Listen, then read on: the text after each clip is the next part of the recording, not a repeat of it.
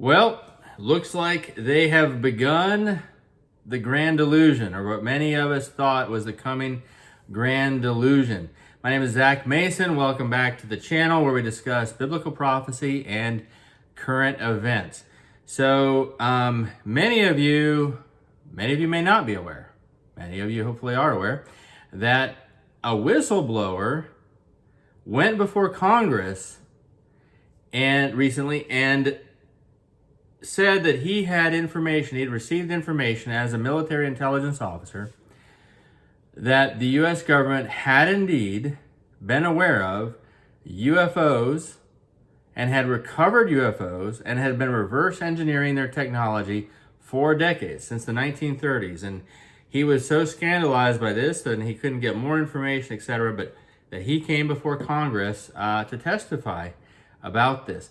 So let me show you a little bit here. I was informed in the course of my official duties of a multi-decade U.A.P. crash retrieval and reverse engineering program, to which I was denied access to those additional read-ons when I requested it.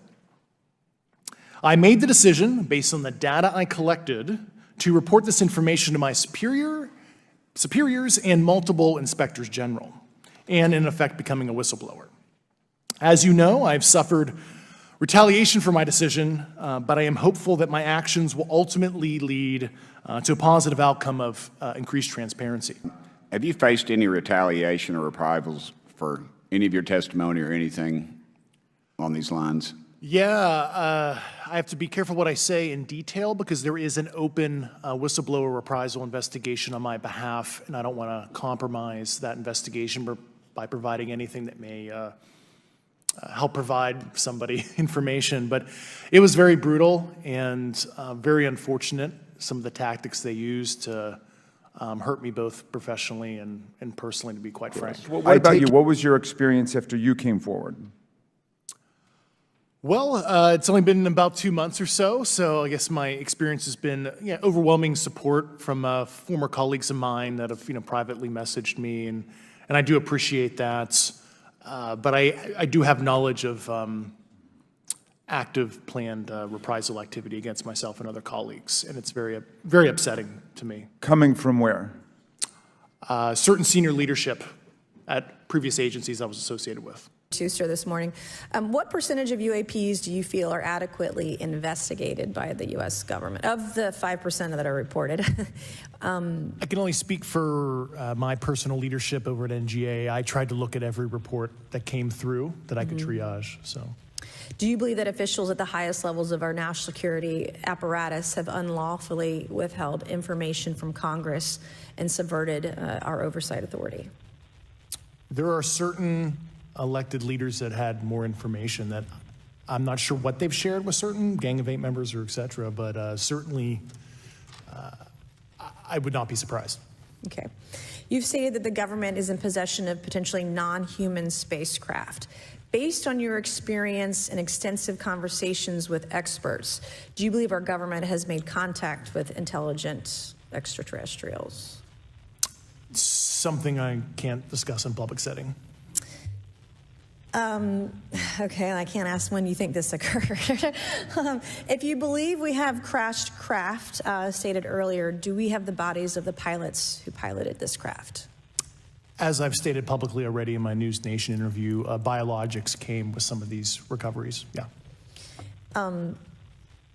Were they, I guess, human or non-human biologics? Non-human, and that was the assessment of people with direct knowledge on the program I talked to that are currently still on the program. And was this documentary evidence, this video, photos, eyewitness? Like, how would that be determined? The specific documentation I would have to talk to you in a skiff about. Gotcha. Yeah. Okay. So, and you may or may not be able to answer my last question, and maybe we get into a skiff at the next hearing that we have, but who in the government, either what agency, sub-agency, what contractors, who should be called into the next hearing about UAPs, either in a public setting or even in a private setting? And you probably can't name names, but what agencies or organizations, contractors, et cetera, do we need to call in to get these questions answered, whether it's about funding, what programs are happening, and what's out there? I can give you a specific cooperative and hostile witness list of specific individuals that were in those. And how soon can we get that list? I'm happy to provide that to you after the hearing. Super. Thank you. And I yield back. Now, here's what's curious to me, and I'm not gonna. We'll talk. Maybe we'll talk about his body language in a little bit, but we're in the middle of a season where we have many whistleblowers coming forward about some serious scandals, where Trump has been indicted. You've got Hunter Biden indicted, and his plea deal falls apart. And it looks like there's a lot of exposure coming to corruption. Documents have actually been released. World War III is growing. Banks are closing or being taken over by the FDIC. You've got serious economic issues. So what do you need in a time like that? You need a distraction. You need something big to take people's minds off that. And I see another whistleblower that seems completely unrelated. And out of the blue, and he is just telling us that the U.S. government actually has UFOs and aliens. They've recovered them. And everything about Roswell and all these conspiracy theories, all of it was true.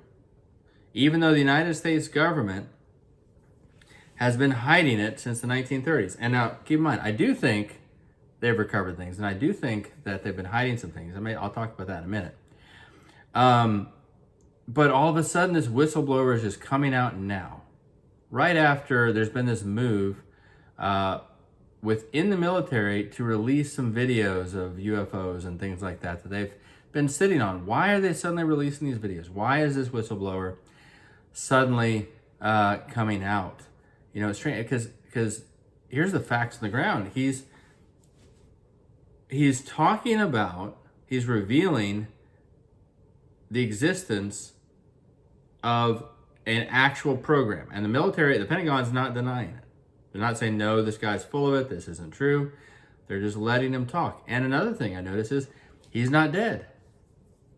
He's still alive.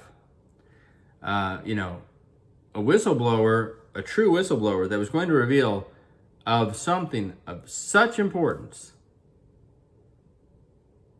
this big a deal. I mean, this is about as big as it gets. Okay, as far as secret programs and what it means and all kinds of implications, from the difference with the need to go to a global government, which is curious, versus individual nations in order to basically combat the potential influence of extraterrestrial visitors as one human race. You know, philosophical implications, religious implications, technology, national defense, national security is for sure involved in it. And yet this whistleblower is just testifying, and he's still alive, and no one took him. No car accidents, no unexpected heart attacks. I mean, the heart attack could be so easy. These days, you could just say he got the jab, you know, and blame it on that. But he's just there freely talking about it. And so it's very interesting, the timing of it, isn't it? So let me play for you a little bit of a word called concerning by U.B. Ready, which I've already talked about on this channel, why I believe U.B. Ready is hearing from God. The last days are going to be fraught with every evil imagination that man can devise. Just as in the days of Noah, when the fallen angels gave instructions to man of every evil to be conceived, it will be like that again. My son, there will be giants and hybrid animals. There will be demons posing as aliens from other worlds. There will be every deviant sin that Satan can think of to deceive the world and my people. My son, prepare my children to understand that things will never be the same on earth again. Now, 2 Thessalonians 2 says, now, brethren, concerning the coming of our Lord Jesus Christ and our gathering together of him, we ask you not to be soon shaken in mind or troubled, either by spirit or by word or by letter, as if from us, as though the day of Christ had come. Let no one deceive you by any means, for that day will not come unless a falling away comes first. Okay, and it goes on to talk about the man of sin being revealed, etc.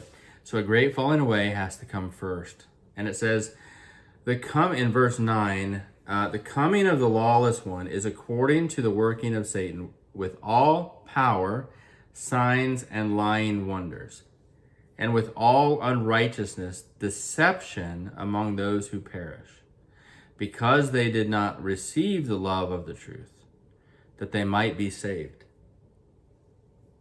There's an interesting side point. He gives the reason. Deception comes to those who did not receive the love of the truth. Their spirits by God were offered love of his word, love of the truth, and they did not receive that. They didn't want to love his truth. If they had, they would be saved, that they might be saved. In verse 11 it says, and for this reason God will send them a strong delusion, that they should believe the lie, that they may all be condemned who did not believe the truth, but had pleasure in unrighteousness. So this is kind of the ultimate thing. You know, if you say for sure, okay, there's quote unquote aliens, all of a sudden, huge excuse, there's aliens. There's planet another life. Jesus, Christianity, that's the past. That is obviously that's not true, because he didn't come for the aliens. What about them? And now I'm free to do whatever I want to do. It's the big excuse to do. And this actually proves evolution, because it shows that this other life on another planet somehow evolved too, and they're just more advanced, and that's how they got here, because they got more advanced technology. This is the rebellious person's dream as far as being able to dismiss Christianity and the claims of Christ. It's what they're going to latch onto. And now it's official. Now you have an official whistleblower saying, yes, it's true. There are aliens. The U.S. government has them. They have their aircraft, and they've been reverse engineering them. And in fact, there was a podcast Joe Rogan did with a different whistleblower who many years, decades ago, said he described the technology of their security technology and in the bases around Area 51, etc., where he was shown these craft, and he was shown, this was decades ago, and he was part of a group that was tasked with reverse engineering a specific part of the technology of these aircraft that they had seen, and then they couldn't really fully do it. It was really difficult for them to reverse engineer everything because it was so advanced. That's what he claimed. So this isn't the only guy who said this. Now I just say this: I watched that guy and actually believe him, and I believe him, and I know I believe what's going on there. And I'm going to talk about my theory in that, but I do believe he was sincere when I watched that podcast. He could be a liar, but I took him at his word. The current whistleblower, I don't believe that guy. I don't believe this guy in front of Congress. Watch his body language. Watch his tone. He's so enthusiastic. He's so energetic. It's very militaristic in his movements. And you can even notice he's got two other guys on either side of him that are testifying that don't have the quote unquote direct knowledge that he does. And he's even trying to humbly defer to them as if they're, but he's clearly there on a mission, on an agenda. And I think that he is just somewhat of a bad actor. Now, it could be that he was fed this information knowing he would go become a whistleblower. Sometimes the intelligence service do that.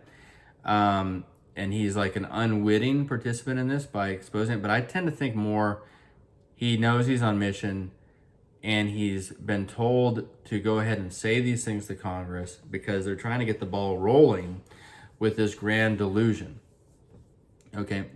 And, you can kind of, I feel like I can tell that in his body language and phrasings and mannerisms. It just doesn't seem quite sincere. And you notice in the things he says, if you watch videos of them, they're very, very vague. Very vague. He talks about certain people this, certain people that. I can't speak about that publicly. I don't have information on that. But yet he's making some very, very bold claims without specifics. But then he says, to the Congresswoman Mace, he says, Yes, as soon as we're done with the hearing, I can provide you with a list of people in government and outside of government who can verify these things. I bet they will. I bet they will, because they've been authorized to. You don't just have people talking about this kind of classified information. They want this talked about now. Why? A distraction. Number one, it's the timing is because they need a distraction. But the overarching reason is bigger than that. There's a book called The Creature from Jekyll Island, which it's a big book. You don't have to read it. It's an interesting book, but it talks about the establishment of the Federal Reserve and how it's a private bank. And it's just kind of the seminal work on that whole topic and how this system has been used to basically enrich themselves no matter which party's in power. And how the ultimate goal was to get a global one world government going, because that global one world government would borrow money from these private banks, central banks, which are private. And they're private. Again, they're private. They're not part of the government. So when a government borrows money from them, as the U.S. government borrows from the Fed, which is private, they earn actual profit on the interest. The interest that's being paid is being paid to these bankers, not to bondholders in China. Sure, there's some, but it's mostly to the Fed. We're all paying that through our taxes. Anyways, side note, but in that, he talks about their goal as a one world government, because that would be the biggest borrower of all. And the actual way to control people for the maximum power, right? And he quotes, the author of The Creature from Jekyll Island quotes some passages from another book called Tragedy and Hope, which was written in, I believe, in the 40s. Now, the author's name is escaping me, forgive me, but Tragedy and Hope is a huge book. And the author of it, when he published it, he exposed all that, but he wasn't exposing it like a critic of these global elites and what they were trying to do and how they're trying to go to a one world global government. He published the book because he loved it. He became aware of their plans. He was part of their group. He was in the discussions, and he said, oh, this is fantastic. This is where we're going. This is what they're all doing. This is wonderful. Look at what we're going to do. And he published Tragedy and Hope. And then these global elites found out about it, and they're like, what did you do? You published what? Pull the book. We don't talk about this openly. So he pulled the book. It was no longer published. There are still some copies out there you can get a hold of, right? But they're very hard to get because they're out of print. Now, but in that book, he talked about, in Tragedy and Hope, the one exposing their plans, who was so proud of their plans, way back then, in the 1940s, he explained that there were three scenarios, three agendas, three things they were going to use to push a one world government, to convince the world that they needed to band together and get rid of individual national sovereignty and come together as one global government. The first one was environmental crises. He said they're going to use the crises regarding the environment and the danger environmental things posed to all of humanity as a reason for global governments, not a single nation. Think climate change. And are they not doing that? The second thing he said they would use was a global pandemic, because you have to have a unified global governance to fight a global pandemic.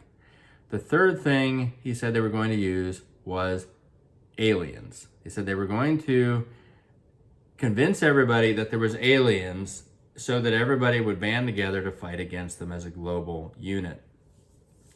So that is ultimately why they're doing this. But I want to repeat to you, because I do believe that you're going to actually see aliens. I think that it's going to get more and more in your face. They're like and more real. And while a lot of it is just going to be deep fake video, which we have today, you can't trust the video they put out of anything. Okay, if look at the movies we see that with Hollywood. Okay, with the computer generated graphics, and none of which actually happens, but it's so real looking. You think the Pentagon can't create a fake UFO video? Of course they could. But I do think at some point you're actually going to see real, quote unquote, real aliens. And this whole topic, I may talk more about it. I probably will talk more about this when I do a video on CERN and the fifth trumpet of Revelation. But I do believe that that these global elites are in communication with fallen spirits through rituals, okay? And if all of a sudden you're like, man, this guy's crazy, this is insane, just trust me, I don't say things I don't believe every conspiracy. I have firsthand information on this, where I've interviewed victims of these rituals and what is done. And they do these rituals in order to communicate with these otherworld entities, these ascended masters, the same ones that people encounter when they do mushrooms, hallucinogenic mushrooms. Why do people who do mushrooms or get high on certain other drugs, why do they always encounter these spiritual beings that have the same message? Reject Jesus, embrace yourself, live out your own truth, etc. It's always the same message. Okay, well, the theory is that doing these rituals, which they really began hot and heavy in the 1940s and 30s, especially the late 1940s, they actually made contact with entities who have been telling them technological secrets through these communications. But the veil between our physical realm and the spiritual realm is very strong. And so they've been progressively trying harder and harder to thin that veil, to break through it. That actually is what CERN is. In fact, the director of CERN laboratories in Switzerland, the particle collider, he's on record. He's publicly said that what they're really doing there is hoping to break open a portal to another dimension so they can see what kind of other dimensional entities will come through. I know it's crazy, but that's what he said. And it is believed that through these communications, which is all they've been able to have, no physical crossing has happened yet, that our scientists were told of certain locations in the Antarctica, where they could go and excavate, and they would find these craft that were there, probably left over from before Noah's flood, because we have all of you have scripture talking about the sons of God coming down to the daughters of men and having giants, and those were fallen angels who did that. Okay. Anyways, I know that's a lot, and for those of you who are skeptical, I think most people watching this channel are not necessarily going to be skeptical of that. Many of you have probably heard some of these things before, but everything I've researched has verified that this craziness is actually true. It actually, I believe, is true. Regardless, at some point, we're going to see aliens, but they're not from another planet. They're from another dimension, from the spiritual dimension, and they will pose as aliens. And I'll remind you again here what it says, what U.B. Reddy said. He said, my son, you will see in the coming days many unnatural sights. Tell my children it is the devil trying to deceive them. Do not believe what you hear. For if it is not in my word, it is a lie from the master liar. Does the word of God talk about life on other planets, okay, or aliens coming to visit us in the last days? No, but it does talk about fallen angels coming down to us, and Satan himself in Revelation 12. That's a physical appearance of Satan and his angels appearing on the earth in Revelation 12, which has not happened yet. How do we know it's physical? Because the verses say no more room was found for them in heaven, in the spiritual realm, in the spiritual dimension. They're pushed out of the spiritual realm into the physical realm, earth. The last days are going to be fraught with every evil imagination that man can devise. Just as in the days of Noah, when the fallen angels gave instructions to man of every evil to be conceived, technology, and you name it, all the things that we're seeing, it will be like that again. My son, there will be giants and hybrid animals. There will be demons posing as aliens from other worlds. There will be every deviant sin that Satan can think of to deceive the world and my people. My son, prepare my children to understand that things will never be the same on earth again. So, bottom line is, I think the main point of this video is to open your eyes and prepare you. Do not believe anything you hear or see. Do not believe anything you hear or see in the news about anything. Just assume it's all a lie. Everything is a lie. It's either a big lie or it's a partial lie. There's certain things you can discern that are facts, and you can try to, and you can kind of piece together what's probably really going on from those obvious facts, ignoring what is being said about the interpretation of those facts. That's really usually where it goes wrong. The media, its interpretation of, for example, the Wagner group I talked about in a previous video. It's a fact. Wagner withdrew its troops from Ukraine and began a coup attempt, and then all of a sudden they stopped. And then they went to Belarus. Those are facts. Well, the media is giving one spin and interpretation, but you can take that and use logic and kind of figure out with some clues here and there what's really going on. The same thing with this. A fact. We have a whistleblower in the middle of all the other whistleblowers, but he's revealing the biggest news flash in the history of the world, yet it's not getting super headlines, and somehow he's still alive. That alone tells us a lot. Okay, so anyways, this is the grand deception, in my opinion. It is the grand delusion being launched. Let yourself not be deceived, and if you have family members that are being deceived, you know what the answer is? Don't try to convince them otherwise as much as get them in the Bible. Get them in the Bible every day. Tell them that's what you care about. Please read the word every day. Make a daily habit of it. Are you really committed to Christ? Do that every day. Now, a lot of people who will use this as an excuse to reject God, you have to understand they never really loved him in the first place. You don't leave someone you love like that because someone gave a press conference about UFOs. It means you were given the right excuse to stop believing. So in that case, you really need to focus on their heart for God and who he is and how wonderful he is and why he's so lovable. What do we love about God? His character, his power. That's where you testify to people about that because they need to want God. And you can pray. Pray for God to grant them repentance. Pray for him to grant them a love of the truth so that they'll be in his word. Anyways, I hope this video was helpful. The purpose of it was to open your eyes to the fact that the grand delusion appears to be beginning, and so you can be prepared.